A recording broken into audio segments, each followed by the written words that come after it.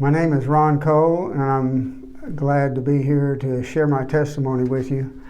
I grew up in a small town in Dewey, Oklahoma, and I have real fond memories of my childhood. I had a stay-at-home mother that worked real well for myself and my two sisters. I had a lot of freedom of doing things outdoors that I like to do. I enjoyed playing baseball and football and roaming around town on my bicycle. I had the privilege of transitioning from radio entertainment to TV entertainment during my lifetime, and I was one that had a paper route like so many others and hauled hay. I had some great influences, Christian influences in my life, the best being my father. He was a deacon in the church. He insisted that we attend churches from my earliest memory. He was a faithful tither, and he also stressed things to me that he wanted me to avoid all my life, and that served me well later in life. And Brother Kelly was my first pastor at First Baptist in Dewey, and he was a great influence. Also had good Sunday school teachers and RA leaders that I looked up to. My salvation experience happened when I was 9 years old. I'd had a lot of exposure in church to the gospel, so I was prepared, although I had to work up the courage to go forward. I had been saved a little while before I decided that I was going to do that. I didn't tell my parents that I was doing it. After I graduated from Dewey in 1965, I went to OU, and that's a moment in my life that I started being disobedient. I fell away from church attendance. I was a Christian. People knew I was a Christian, but I wasn't living it fully like I should have. And I became self-centered.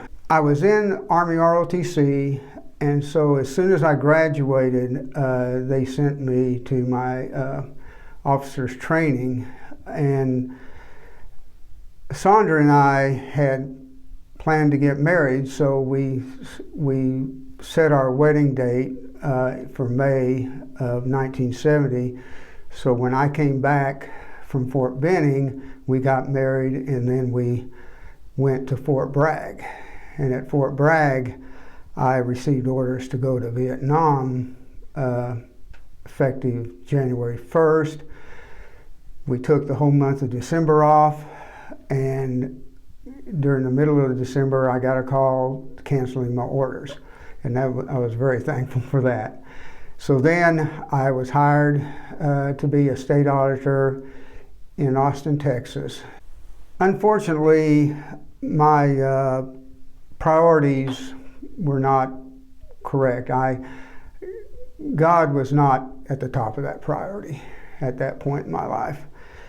In fact, I don't even have a clear memory of churches that we might have visited during that period, other than Dewey when we would visit my parents.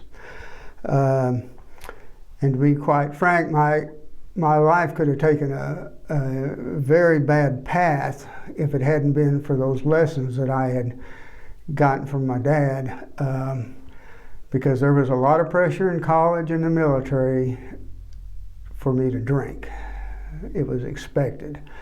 I was able to be firm simply because I had that background with the way I'd been taught by my dad and in church. And those pressures continued even in my corporate life.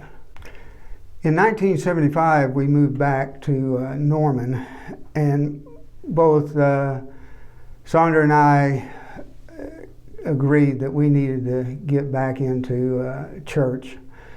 We joined Trinity Baptist in Norman. We really liked Pastor Blevins, and we really were a good fit with the Sunday school group that we were with, and there were a lot of good influences in that group. We had a great experience at Trinity, but I got transferred to Ohio, and when we came back to Oklahoma, is when we visited Regency Park, and I believe that was in 1983. And so I've been here ever since, and I've never lapsed into the disobedience that I had in those bad 10 years that I went through. And the result was that my 3 children ended up growing up in this church. The best part of it is that they remained faithful, unlike me, and never fell away into that disobedience like I had. One of the hardest things that ever happened in my life was that my wife, Sandra, was diagnosed with cancer. And thanks to the support of my family and this church, directed by God, I got through it. I've always believed that God is perfect, everything He does is right, and so I had no reason to question Him. I would never question Him. And Sandra never faltered in her faith, and that was a blessing as well.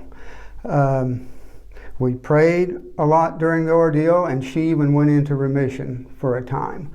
But then the cancer came back even stronger than ever. And I knew that it was terminal, but we continued to fight because she obviously wanted to fight. She just lost that battle. And the fact that I didn't lose her suddenly, that I was able to realize that her passing was going to be at the mercy of God. And so I knew it was best for her that she was suffering a lot, that suffering would stop, and then she would be with Him. And so, even though there was that moment of sadness, I was thankful. And after she passed, God worked in my life by my family supporting me and this church supporting me again, so I was able to get through it very well. And He convinced me to reevaluate my priorities at that point. I got further into His Word. I started getting up earlier in the morning and doing my quiet time, getting that done early, and that has given me a lot of peace, and it's brought me a lot closer to Him. But I'm still a work in progress. One of the failings that God has shown me that I wasted a lot of time working more than I should have, spending more time than I should have with my children's activities, sports and things like that. We spent a lot of time in different sports, a lot of time on ball fields and track meets and things like that. And so I've been on this quest so I could serve Him better. And a number of your sermons and challenges have given me ideas on how I can do that. And I've prayed daily, that He give me opportunities to use me for the greater glory of His kingdom. And I had some really, what I consider good ideas on how that could come about. So you called me about my testimony, and He blindsided me with this approach, because this is something I had avoided. I know that you had spoken about people doing videos, and I just didn't feel like that was for me, because I thought I didn't have that great a testimony to give. But he made it clear that I had to say yes to this. And so this is just the first step in making up for the lost opportunities I've had in my life. My favorite verse is John 3:16, which is, I think, the favorite of a lot of people, so I'm not different there. But for me, it sums up the gospel, and it gives me my peace that I know I'm going to spend eternity in heaven despite my failings.